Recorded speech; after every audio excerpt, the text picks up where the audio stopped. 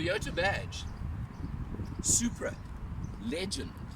The last generation actually stopped being produced about 17 or 12 years ago, and there's been a gap. But how do you build a new legend? How do you continue a legend? And there were lots of cues that Toyota wanted to make people know this was the new Supra. Well, they decided to get together with BMW. The platform, the running gear, BMW, lots of people have been upset about this.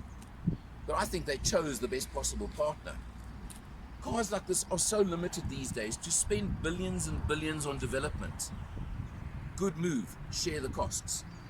This is the new A90 GR Supra. You just have to see these 19-inch wheels, the red calipers, the scoops, the slants, the angles.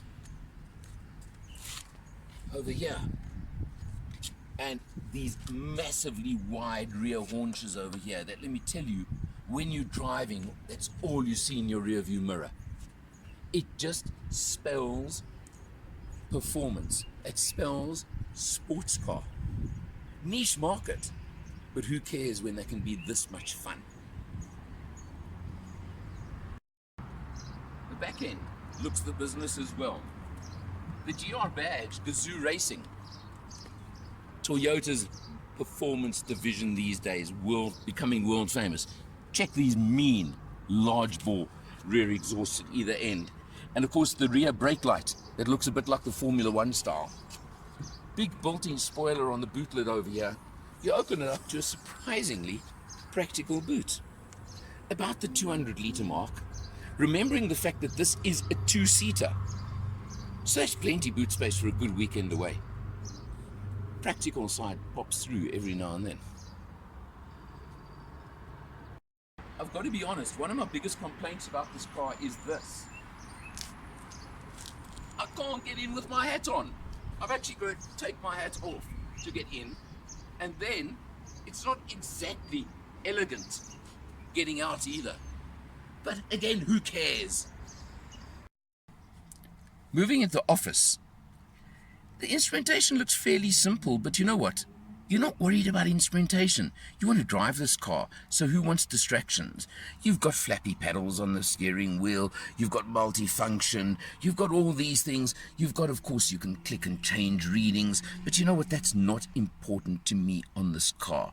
You have got what looks very much like a BMW screen over here. And of course, let me show you very quickly.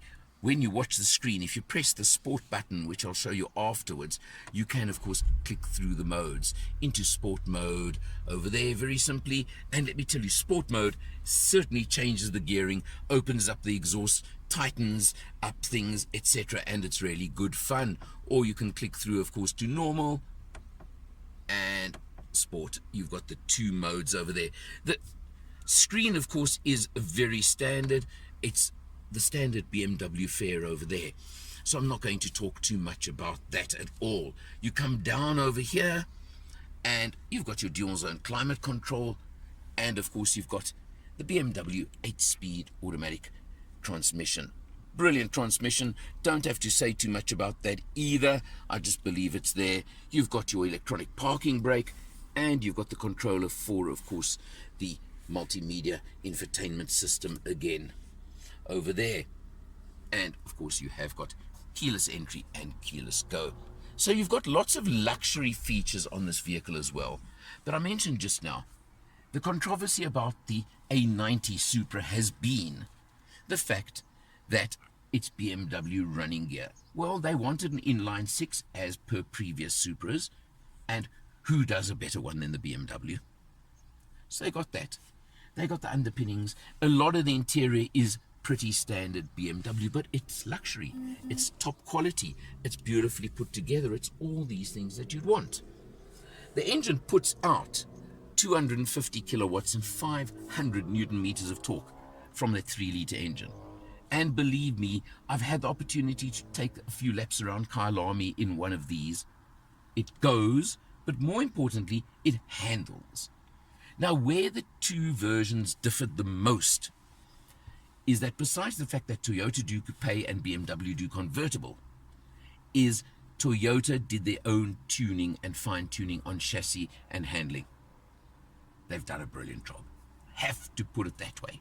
Simple as that. You look around, you've got really good sport seats to grip you and hold you well, built-in headrests, you've got 7 airbags and all the safety kit. Is a 2-seater, that's it, that's what you're buying. With that boot I showed you. Got that. So, to sum it up, price-wise, 1,083,000 Rand is the list price currently on this model. There's so little to compare it to, but I believe it's competitive for what it is. And what's interesting is, you'd get frustrated, but you could drive it every day. And I'm only saying you'd get frustrated because you know the potential, not because it can't handle it. It even has stop-start feature on the engine for traffic conditions. But what a fun car. What a performance car. What a handling car. All those things. So barring my real big complaint of the fact that I have to take my hat on and off to get in and out of the car, it's pretty much, if you're looking for a sports coupe, sports car, got it all. And those looks, let me tell you, look at that view in the rear view mirror. You can't miss it. Comes, of course, with Toyota's standard 4-year, 80,000, 4-service, 80,000 kilometer maintenance plan as well. Brilliant. Very little to compare it to, but I don't think that matters. Just what a fun test. For Motor Matters, I'm Eleanor, and I'll see you next time.